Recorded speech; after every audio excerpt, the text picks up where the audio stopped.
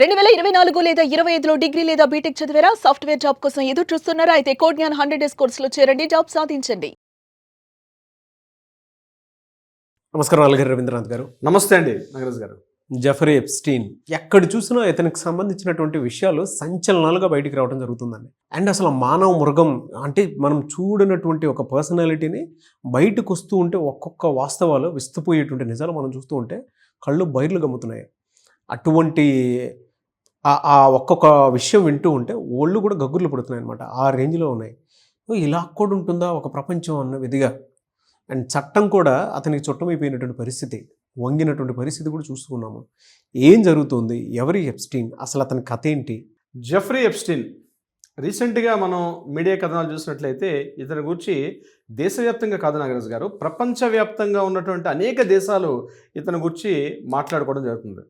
కేవలం మాట్లాడుకోవడమైనా కాదు, ఆ రాజకీయ పునాదులు కదిలిపోతాయేమో అన్నటువంటి భయాన్ని కలిగిస్తున్నాయి ఎప్స్టీన్ యొక్క ఫైల్స్. అంటే రాజకీయ పునాదులు అంటే ఒకవైపు ట్రంపే ఇప్పటికి అతని యొక్క ఆర్థిక విధానాల వల్ల ప్రపంచ దేశాలని గడగడలాడిస్తున్నాడు. ఇప్పుడు వచ్చి ఏ బాంబు పడుతుందో తెలియని పరిస్థితిలో ట్రంప్ యొక్క విధానం అంటే ఈ ఎప్స్టీన్ ఫైల్స్, అమెరికా నుంచి వస్తున్నటువంటి ఎప్స్టీన్ ఫైల్స్ ఉంది. లక్షలాది ఫైల్స్, లక్షలాది ఏదైతే ఎవిడెన్సెస్, FBI దగ్గర ఉండే ఆధారాలు ఒక్కొక్కటి వెలుగులోకి వస్తుంటే ప్రపంచం అంతా ఏమవుతుందో అన్న భయభ్రాంతులలోనైతే ఉంది. ఈ కొంత గాలి కొంత భారతదేశానికి కూడా తాగింది. ముందుగా ఈ జెఫ్రీ ఎప్స్టీన్ ఎవరు? ఈ జెఫ్రీ ఎప్స్టీన్ ఏ రకంగా ఇన్ఫ్లుయెన్స్ చేశాడు ప్రపంచ దేశాధినేతలను కూడా అన్నది మనం మాట్లాడుకునే ప్రయత్నం చేద్దాం. ముందుగా జెఫ్రీ ఎప్స్టీన్ సింగిల్ సెంటెన్స్లో చెప్పాలంటే ఒక మోసగాడు. ఎగ్జాక్ట్లీ, మీరు ఉంటుంది కరెక్టే. జెఫ్రీ ఎప్స్టీన్ ఒక మోసగాడు. ఎందుకు ఒక సింగిల్ సెంటెన్స్ చెప్పానంటే జెఫ్రీ ఎప్స్టీన్ ఏమీ చదువుకోవాలా, ఎడ్యుకేషన్ క్వాలిఫికేషన్ లేదు. తన చిన్నప్పటి నుంచి ఒక అనాథాశ్రమంలో అక్కడ అల్లరి చిల్లరగా ఒక బేవర్స్గా, ఒక బేవార్స్ అన్న పదం సూటబుల్ వర్డ్, అట్లా పెరిగి దొంగ సర్టిఫికేట్లతోటి, చాలా ఇంపార్టెంట్, కేర్ ఇంపార్టెంట్, దొంగ సర్టిఫికేట్లతోటి తన కాలేజీ ఏదైతే ఉందో అక్కడ కాలేజీలో ఒక ట్రైనర్గా జాయిన్ అయ్యాడు, అంటే ఒక టీచర్గా జాయిన్ అయ్యాడు. ఆ సర్టిఫికేట్స్ కూడా దొంగ సర్టిఫికేట్లు. అంటే ఈ టైప్ ఆఫ్ యాటిట్యూడ్ నాకు ముందే ఉంది. At the age of 18-19 years ఉంది. ఆ దొంగ సర్టిఫికేట్లన్నీ ఆయన క్రియేట్ చేసి ఆ కాలేజీలో ఒక ట్రైనర్గా, ఒక ఎడ్యుకేషన్ ఇన్స్ట్రక్టర్గా స్టార్ట్ అయిన తర్వాత వెరిఫికేషన్ తెలిసిందంటే ఇతని యొక్క సర్టిఫికేట్స్ అన్ని కూడా ఫేక్ డాక్యుమెంట్స్. ఈ సెంటెన్స్ చివరి వరకు చూసి అర్థమవుతుంది. ఫేక్ డాక్యుమెంట్స్ అని ఆ కాలేజీ మేనేజ్మెంట్ డిక్లేర్ చేసి ఆయన బయటకు నెట్టేశారు. తరువాత ఈయన ఎంచుకున్న మార్గం ఏంటంటే under ground mafia, complete mafia సామ్రాజ్యాన్ని ఏర్పరచుకున్నాడు. అంటే ఈ మాఫియా సామ్రాజ్యం ఏంటి? దొంగ తుపాకీలు విడుదల చేయడం, లేదా బంగారాన్ని స్మగ్లింగ్ చేయడం కాదు, అమాయకులైనటువంటి అభంశుభం తెలియటి మైనర్ బాలికల్ని ఎరవేయడం అనేది ఒక పనిగా పెట్టుకున్నాడు. దీని వెనుక చాలామంది రాజకీయ హస్తాలు ఉంటాయి. దీని వెనుక చాలామంది పారిశ్రామికవేత్తల యొక్క హస్తాలు కూడా ఉన్నాయి. ఆ రకంగా కొంతమంది పెంచి పోషించినటువంటి ఒక నర మృగం ఈ ఎప్స్టీన్ అనే వ్యక్తి. ఇతని యొక్క ఎంటైర్ క్యారెక్టర్ కూడా ఇలానే ఉంటుంది. తరువాత ఇతను ఏం చేశాడంటే దేశాధినేతలు, ప్రపంచ దేశంలో European countries, American countries, east Asian countries, Asian countries మీద కూడా మెల్లమెల్లగా తన ప్రభావాన్ని చూపించాడు. 2008లో ఎప్స్టీన్ మొట్టమొదటిగా అరెస్ట్ కావించడం కూడా జరిగింది. అయితే అమెరికన్ యొక్క జ్యుడిషియరీ సిస్టమ్ ఇస్ డిఫరెంట్గా ఉంటుంది. ఎలా ఉంటుంది? ఎవరైనా ఒక నేరస్తుడు తన నేరం చేసినట్టుగా అంగీకరిస్తే, ఈ సెంటెన్స్ కూడా గుర్తుపెట్టుకోండి, తను నేరం చేసినట్టుగా అంగీకరిస్తే, భారతదేశంలో న్యాయ వ్యవస్థ వేరు, అక్కడ అమెరికన్ న్యాయ వ్యవస్థ వేరు. అమెరికన్ న్యాయ వ్యవస్థలో ఎవరైనా ఒక నేరస్తుడు తను చేసినటువంటి నేరాన్ని కానీ అంగీకరిస్తే అతనికి అపాలజీ ఒప్పుకున్నాడు కదా, అతను క్షమించమని అడుగుంటాడు కదా అని చెప్పి అతని మీద ఉన్నటువంటి ఎంక్వైరీస్ని తగ్గించే విధంగా ఉంటాయి అక్కడ యొక్క డెమోక్రటిక్ ఆర్థిక విధానాల్లో, ఈ జ్యుడిషియరీ సిస్టంలో. అందులో మొట్టమొదటి కిందకి 18 నెలల పాటు జైలు శిక్ష విధించారు. ఆ 18 నెలల పాటు జైలు శిక్ష ఎటువంటిది అనుకున్నారు? డే టైం అంతా కూడా తన యాక్టివిటీస్ చేసుకోవాలి, రాత్రి అయితే తను జైలుకి వెళ్ళాలి, జైల్లో పడుకోవాలి, మరలా మార్నింగ్ 7 o'clock అని రిలీజ్ చేస్తారు, మరలా డే టైం అంతా యాక్టివ్ చేసుకోవాలి. దిస్ ఈజ్ ద పనిష్మెంట్ ఈ ఎపిస్టీన్ కూడా విధించడం జరిగింది. అతను విడుదల చేసిన వీడియోస్ కూడా ఉన్నాయి. నేను అమాయకులైనటువంటి కొంతమంది మైనర్ బాలికల్ని అక్కడ దేశాల్లో, ముఖ్యంగా కొలంబియా లాంటి కంట్రీస్, వెనిజులా లాంటి కంట్రీస్లో సెక్స్ అనేది అధికారికంగా ఉన్నటువంటి కొన్ని కంట్రీస్లో అమ్మాయిలను తీసుకుని రావడం, ఇక్కడ ఉన్నటువంటి బిజినెస్ మెన్స్కి, మ్యాగ్నెట్స్కి ఎరవేయడం, వాళ్ళ ఆ యాక్టివిటీస్ ఉండేటప్పుడు ప్రైవేట్గా వాళ్ళకి తెలియకుండా వీడియో ఫుటేజ్ చేయడం, గట్టిగా ఎదురిస్తే వాళ్ళని చంపేయడం. ఎగ్జాక్ట్లీ తను దాని ఏంటంటే సామధాన దండోపాయాలు అంటారు కదా సార్, అట్లాంటివి రకరకాల యాక్టివిటీస్లో ఏదో ఒక యాక్టివిటీ తను ఏ రకంగా వంగి ఉండాలి ఇతనికి. అంటే అమ్మాయిలైనా సరే, ఆ దేశాధినేతలైనా. సో వీళ్ళిద్దరిని పట్టుకొని మూడో వ్యక్తికి ఎంటర్ అయ్యి వాళ్ళకి కావాల్సిన పని చేయించుకోవడం, ఇది ఇతను చేసినటువంటి విధానం. అయితే దీంట్లో సార్ అమెరికాలో చేయించుకున్నాడు, అన్ని దేశాలు బాగానే ఉన్నాయి, మరి భారతదేశానికి వచ్చే సంబంధం ఏంటి, ఇందులో భారతదేశం యొక్క ఇంపార్టెన్స్ ఏంటి? ఎగ్జాక్ట్లీ ఈరోజు దేశవ్యాప్తంగా చర్చగా దారితీసినటువంటి విషయం అదే. దీంట్లో 2017లో మన నరేంద్ర మోడీ గారు ఓసారి ఇజ్రాయెల్కి వెళ్ళడం, ఇజ్రాయెల్ యొక్క ప్రైమ్ మినిస్టర్తో నెతన్యాహుతో మాట్లాడడం, కొన్ని ఆర్థిక ఒప్పందాలు చేసుకున్నట్టుగా మనకి తెలిసిన విషయం అంతవరకే. కానీ ఎప్స్టీన్ ఏం చేశాడు, బయటికి రిలీజ్ అయిపోయాడు. 18 నెలల జైలు శిక్ష అయిపోయిన తర్వాత రిలీజ్ అయిపోయిన తర్వాత మరలా తన యాక్టివిటీస్ మాత్రం ఆపల. కానీ మీడియా మాత్రం ఒక కంట కనిపెడుతూనే ఉంది. ఎప్స్టీన్ చేసినట్టు అరాచకాల్ని ఎప్పటికప్పుడు ప్రజల ముందు వెలుగులోకి తీసుకొస్తూ ఉంది. న్యూయార్క్ టైమ్స్ లాంటి ప్రధాన పత్రికల్లో కూడా ఎప్స్టీన్ యొక్క అరాచకాల్ని ఒక సిరీస్గా కూడా రిలీజ్ చేయడం జరిగింది. ఈ టైంలో మీడియా యొక్క ప్రభావం బాగా ఎక్కువగా ఉన్న టైంలో మరలా ఇతని మీద ఈ రకమైన అలిగేషన్స్ రావడంతో 2019లో కూడా ఇతను మరలా అరెస్ట్ చేశారు.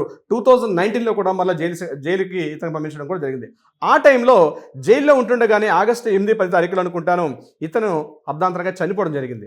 అయితే అతను చనిపోయిన విషయం కూడా, అతను జైల్లో మర్డర్ చేయబడ్డా లేకపోతే సూసైడ్ చేయబడిన విషయం మీద ఇప్పటికీ కూడా ఒక మిస్టరీగానే ఉండిపోయింది. చాలామంది కొన్ని మీడియా కథనాలు అతను సూసైడ్ చేసుకున్నాడని చెప్తే, కొన్ని సందర్భాల్లో లేదు ఇతన్ని చంపేయడం జరిగిందని చెప్పి కొన్ని సందర్భాల్లో వార్తా కథనాలు రావడం కూడా జరిగింది. బట్ అతను సూసైడా మర్డర్ ఏదైనప్పటికీ కూడా 2019లో చనిపోయాడు. సో ఇక్కడతోటి ఎప్స్టీన్ యొక్క కథ సుఖాంతం అయిపోయింది అని అనుకుంటే, ఇక్కడ మరలా సెకండ్ పార్ట్ స్టార్ట్ అయింది.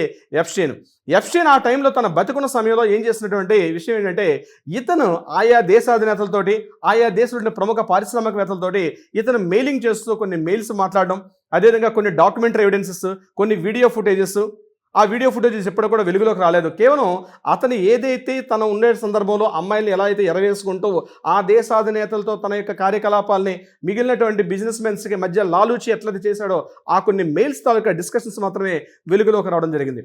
అలా వెలుగులోకి వచ్చిందే రీసెంట్గా ఒక మెయిల్ అప్లోడ్ అయింది. ఆ మెయిల్ వెలుగులోకి వచ్చింది. ఆ మెయిల్లో నరేంద్ర మోడీ గారి యొక్క పేరు కూడా వెలుగులోకి వచ్చింది. 2017 జూలై 6న అతను, అంటే మన మోడీ గారు అదే సమయంలో ఇజ్రాయెల్ యొక్క పర్యటనలో కూడా ఉన్నారు. ఇజ్రాయెల్ యొక్క పర్యటనలో ఇజ్రాయెల్ యొక్క ప్రధానమంత్రి అయినటువంటి నెతన్యాహుతో వెళ్ళే క్రమం అది పూర్తిగా ఎలా ఉంది అనేది ఒక మెయిల్కి రిలీజ్ అయింది. తన ఫ్రెండ్ అనేటువంటి బోరిస్ అనే వ్యక్తికి ఇతను రాసినటువంటి ఒక లేఖలో ఎలా ఉందో నేను మీకు అక్షరం అంటే సెంటెన్స్ టు సెంటెన్స్ మీకు చెప్పే ప్రయత్నం చేస్తాను నాగరాజ్ గారు. Okay. The Indian prime minister Modi took device and danced and sang in Israel for the benefit of US president. They had met a few weeks ago. It worked. ఇది July 6, 2017 at the time of 3:30 PM, అంటే American time యొక్క 3:30 PM time. ఆ టైంలో ఇతను తన friend అయినటువంటి బోరిస్కి రాసినటువంటి మెయిల్లో చాలా కంటెంట్ ఉంది. బట్ ఈరోజు ఏదైతే వివాదంగా ఉన్నటువంటి సెంటెన్స్ ఈ యొక్క వాక్యమే. ఈ వాక్యంలో ఏముంది, the Indian prime minister Modi took devise, అంటే మోడీ వెళ్ళారు, danced and sang in Israel for the benefit of US president. అంటే ఇక్కడ రాసిన సెంటెన్స్ ఏంటైనా, ఇజ్రాయెల్ యొక్క ప్రెసిడెంట్ కలిశారు, దేనికోసం కలిశారంటే for the benefit of US president. US president ఎవరప్పుడు? ట్రంప్ యొక్క బెనిఫిట్ కోసం అని చెప్పి వెళ్ళారు. ఇది భారతదేశం యొక్క ప్రయోజనాలకు వెళ్ళలేదు, కేవలం ట్రంప్ యొక్క ప్రాఫిట్ కోసం, బెనిఫిట్ కోసం వెళ్ళారు. ఎవరిని కలిశారు? ఇక్కడ ఇజ్రాయెల్ యొక్క ప్రైమ్ మినిస్టర్ని కలవడం జరిగింది. They had met a few weeks ఎగో, కొన్ని వారాల క్రితం కలవడం జరిగింది. It worked. ఆ ఇట్ వర్క్డ్ అన్న వర్డ్ మీదే ఈరోజు ప్రతిపక్షాల గగ్గోలు పెడుతున్నాయి. ఇట్ వర్క్డ్ అంటే ఆ పని అయిపోయింది. ఏ పని అయిపోయింది అన్న విషయం వెలుగులోకి తీసుకురామని చెప్పి ఈరోజు ప్రతిపక్షాలు ఎంటైర్ దేశవ్యాప్తంగా, ప్రపంచవ్యాప్తంగా మోడీ వెళ్ళి అతన్ని కలిశారు. ఎందుకు కలిశారు? ఇటు వర్క్డ్ అని ఎందుకు ఎప్స్టీన్ ఇక్కడ తన యొక్క ఫైల్స్లో ఈ మెయిల్ రాయడం వచ్చింది? ఇటు వర్క్డ్ అంటే ఏంటి, ఏ రకమైన ప్రయోజనం అది? అంతేగాని మోడీ గారు ఏదో అమ్మాయిల యొక్క మైనర్ అమ్మాయిల మీద ఉన్నట్టుగా కానీ ఈ రకమైన వివాదాలు ఇక్కడ రాలా. ఇటు వర్కడ్ ఉంది అంటే ఆ రోజు ఇజ్రాయెల్ పర్యటనలో ఉన్నటువంటి మోడీ గారు చేసింది కేవలం భారతదేశం యొక్క ప్రయోజనాలే కాదు, కేవలం యుఎస్ ప్రెసిడెంట్ యొక్క ఆ యొక్క ప్రయోజనం కోసం వెళ్ళారని. అయితే దీనికన్నా ముందు కొన్ని మెయిల్స్ని మనం చెక్ చేసుకోగలితే, ఆయన రిలీజ్ చేసిన కొన్ని మెయిల్స్ రిలీజ్ చేయగలిగితే ఇందులో భారతదేశంలో అంటే ఇండియాలో ఉన్నటువంటి మరొక 2 ప్రముఖ వ్యక్తుల పేర్లు కూడా వినిపిస్తున్నాయి. అందులో ఒకటి అనిల్ అంబానీ పేరు, రెండవది ఇప్పుడు కేంద్ర ప్రభుత్వంలో మినిస్టర్గా ఉన్నటువంటి హర్దీప్ సింగ్ ప్యూరీ. ఈ హర్దీప్ సింగ్ ప్యూరీ, అనిల్ అంబానీ యొక్క పేర్లు ప్రముఖంగా ఇందులో వినిపిస్తున్నాయి. అంటే వీళ్ళిద్దరు కూడా ఈ కార్యక్రమంలో, అంటే మోడీకి అటు ఈ ఎప్స్టీన్కి, అంటే అక్కడ ఎప్స్టీన్ అనేవాడు ఒక బ్రోకరు, అదేవిధంగా ఎప్స్టీన్ ఎవరిని కలవాలి? మోడీ యొక్క ప్రయోజనాలకి, మోడీ యొక్క దీనికోసం పనిచేస్తున్నటువంటి ఎప్స్టీన్, మోడీ ఇక్కడ మోడీ, అక్కడ ట్రంప్, అదేవిధంగా అక్కడ పనిచేస్తున్న వ్యక్తి ఎప్స్టీన్. ఇక్కడ భారతదేశంలో ఇతని యొక్క ప్రయోజనాల కోసం డైరెక్ట్గా మోడీ గారు మాట్లాడారు, ఇద్దరు వ్యక్తులు మాట్లాడారు. ఆ ఇద్దరు వ్యక్తులు ఎవరు? ఇక్కడ అనిల్ అంబానీ, రెండో వ్యక్తి హర్దీప్ సింగ్ ప్యూరి. వీళ్ళిద్దరు కూడా వీళ్ళిద్దరి మధ్య రాజకీయాల్లో కలపడానికి కోసం చెప్పి పావులుగా వాడబడ్డారు అన్నటువంటి విషయం మీద ఈరోజు ప్రతిపక్షాలు గగ్గోలు పెడుతున్నాయి. ఇదే విషయం మీద కేవలం మన దేశం విషయం కాబట్టి మనం మాట్లాడుకున్నాం. ఇదే ఎఫెక్ట్ ఆ దేశం నుండి మనందరూ తెలిసిన విషయమే మైక్రోసాఫ్ట్ అధినేత అయినటువంటి బిల్ గేట్స్ విషయంలో కూడా. Bill gates, Melinda bill gates కూడా అనేక సంవత్సరాల పాటు వాళ్ళ మంచి హ్యాపీ లైఫ్ ఉండేది. కానీ రీసెంట్గా మిలిండా బిల్ గేట్స్ ఇచ్చిన స్టేట్మెంట్లో కూడా కేవలం ఎప్స్టీన్ ఫైల్స్లో ఎప్పుడైతే బిల్ గేట్స్ యొక్క పేరు బయటకు వచ్చిందో ఆ ఉద్దేశంతో నేను తను విడిచిపెట్టానని చెప్పడం. దీని అంతటి కూడా ఎప్స్టీన్ ఎలా ఉండేదంటే ఒక అండర్ గ్రౌండ్ మాఫియా సామ్రాజ్యాన్ని స్థాపించి ఆ మాఫియా సామ్రాజ్యంలో కొన్ని దీవులను కూడా కొన్నాడైనా, హైయెస్ట్ రిచెస్ట్ పర్సన్ అయ్యాడైనా, ఒక లావిష్ లైఫ్ని గడిపి తన యొక్క ఏదైతే ఒక ఐలాండ్ని పర్చేజ్ చేసుకున్నాడో ఆ ఐలాండ్లో ఈ దేశాధినేతలను పిలిపించడం, వాళ్ళకి టీ పార్టీస్ అని రకరకాల పార్టీస్లో పిలిపించడం, అమ్మాయిల్ని ఎరవేయడం, అమ్మాయిలు ఎరవేసిన తర్వాత అక్కడ కొన్ని న్యూడ్ ఫొటోస్ తీసుకోవడం. అయితే ఆ న్యూడ్ ఫొటోస్ ఏవి కూడా వెలుగులోకి రాలేదు. కేవలం ఇప్పటివరకు వచ్చింది మాత్రం కేవలం ఫైల్స్ మాత్రమే రిలీజ్ అయినాయి. మిగిలినంతా కూడా FBI కూడా అధికారికంగా రిలీజ్ చేయలేదు. ఇదంతా కూడా ట్రంప్కు వ్యతిరేకంగా ఉన్నటువంటి కొంతమంది వ్యక్తులు, అమెరికాలో ఉన్నటువంటి వ్యక్తులు దీన్ని మరలా అక్కడ మీడియా మరలా వెలుగులోకి తీసుకురావడం జరిగింది. సో ట్రంప్ యొక్క సిస్టమ్స్ మార్చుకున్నంతకాలం ఈ ఫైల్స్ ఇలాగే వస్తాయి. చాలా ఫైల్స్ వరకు ట్రంప్ తొక్కి పట్టేశాడనే విషయం కూడా ఉంది. అది ఎంతవరకు నిజం అంది అమెరికన్ గవర్నమెంట్స్ అవి మాత్రమే చెప్పాల్సి వస్తుంది. సో దీని మీద రీసెంట్గా మన ప్రభుత్వం మీద ఒకసారి పార్లమెంట్లో కూడా అపోజిషన్ పార్టీ వాళ్ళు దీని మీద తీసినప్పుడు మోడీ ప్రభుత్వంలో కొంతమంది ప్రముఖ వ్యక్తులు కూడా మాట్లాడింది ఇదంతా బక్వాస్, దీస్ ఆర్ ద బక్వాస్ అన్న పదంతో కొట్టిపడడం జరిగింది.